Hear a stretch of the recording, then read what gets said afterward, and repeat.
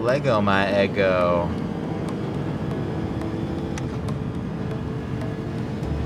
Oh, look at those jets. That's gonna distract me. There's contact. It's Avila and Chirinos right next to each other.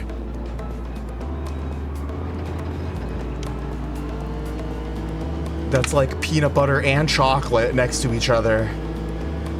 The perfect combination.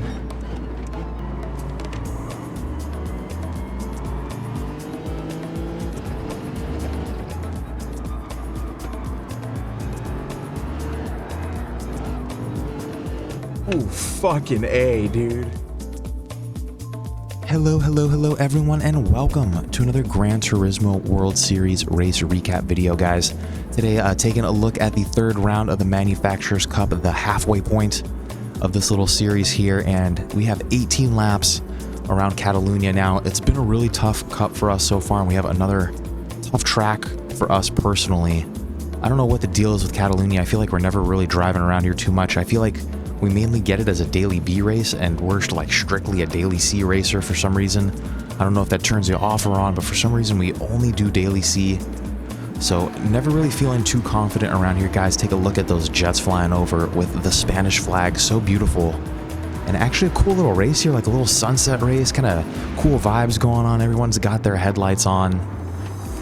And yeah, 18 laps around this one. It is the layout without the chicane, so a little bit easier at the end of the lap there, and no pit stop required in this one, but you did need to race with your hard and medium tires, so like really there was a pit stop that was required. And now I feel like most people were going to be able to get away with doing one lap on the hards and 17 on the mediums, which is what we are going to attempt to do in this race. But kind of see as someone going off there, I think that was Iceman going off the track. We're going to see in this one that people do kind of take some weird liberties with their pit stops, pitting at weird lap times, in my opinion. Lap 4 or 5. Just some strange things going on, but we are going to jump ahead to the hood cam here, guys. All of the action in this one is basically going to happen in this first lap. As we have Chirinos and Avila in front of us. Guys, I don't know if you remember in the first race of this cup, Chirinos completely took us out, tried to wipe me off the track, and Avila in the Interlagos race was driving pretty aggressive too. Now we got both of them kind of touching tips there a little bit, and now I'm going to the inside here. I'm not trying to make a move. I'm just trying to keep my track position, defend my position, as we are going to try to make it into the pit stops on this lap right now. And new camera angle here. I don't know if you guys like it or not. I'm going to keep it. I think it's kind of cool as we have this GTR kind of going off the track here, and take a look at the rear view mirror. I don't know what this dive is from Fernando, but I'm trying to kind of make it into the pits. He almost completely takes me out, but very lucky we were able to save the car and make it into the pits safe. And only a couple of us coming in here. Honestly, I thought more of the grid was going to be pitting on lap 1, but here we are throwing our mediums on, and at this point all there really is left to do is to survive 17 laps. Try to stay as consistent as we can, try to save some tires a little bit, because it is going to be a long stint out there.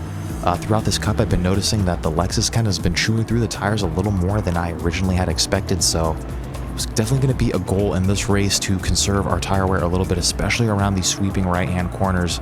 Trying to save that front left tire was going to be very beneficial for us later on. At lap 4 here, we would be able to make our first overtake of the race on D. Avila coming out of the pits here. And now for a second, I was a little bit concerned that he was going to possibly be able to get in our way and impede us a little bit, but you guys could see very easy overtake there for us into a P13 now. And actually every position we're going to gain in this race is basically going to happen in that same exact fashion. Is going to happen while people are taking their pit stops. Another one here on the very next lap. We're going to catch one on Cortez into a P12 now. And guys, what's going on with the tire wear? I don't think it matters what car you're in. Lap 5 for me in this race just seems like a really odd time to be switching tires, but I guess I shouldn't be complaining, because boom, another easy overtake for us there. And at the end of lap 10, poor Castillo here is going to have some sort of unfortunate incident. He's going to spin himself out at the start finish, and just like that, we are in a P10 with a good 9 laps left to go. I know that there's still at least probably like 4 or 5 racers that need to take their pit stops.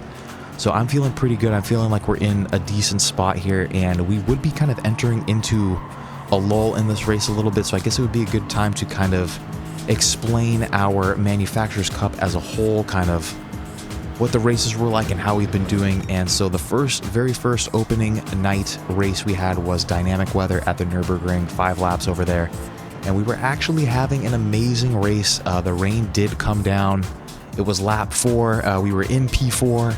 And our bro Chirinos, who was in this race, actually decided to pull some of the dirtiest shies that I've seen in a while. Tried to push us off the track. He had 4-second penalties. He was pushing people off all over the place. And he basically ended our race in a bad way. From a P4, we ended that race in a P12. Next race we had was at Interlagos, another really tough track for us. We never have good races there. No matter how hard we try, how hard we push and sweat, we're just never up to pace. And we had a similar night in round 2 where we ended in a P13.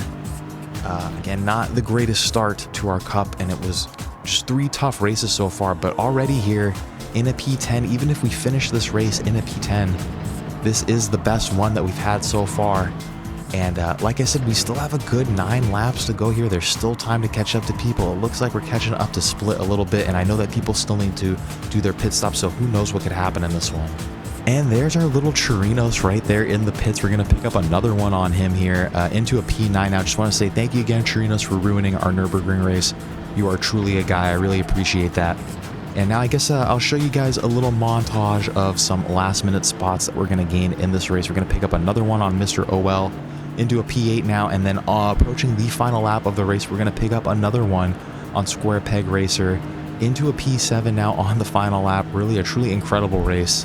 Was not expecting this to happen, but we stayed consistent. Again, look at that tire wear. I feel like we did really good on our tires, and I feel like that really allowed us to gain some positions out there from a P11. And as we're crossing the finish line here, you guys are not going to believe this.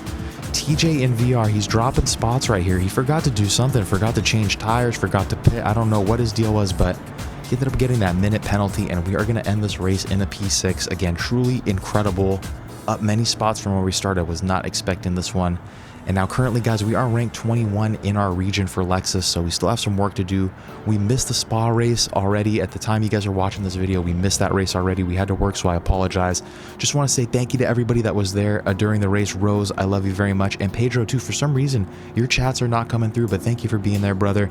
And I will catch you guys hopefully on the next race. I'm not sure what it is, but I will see you guys then. Until then, stay safe, everybody. Stoosman, out.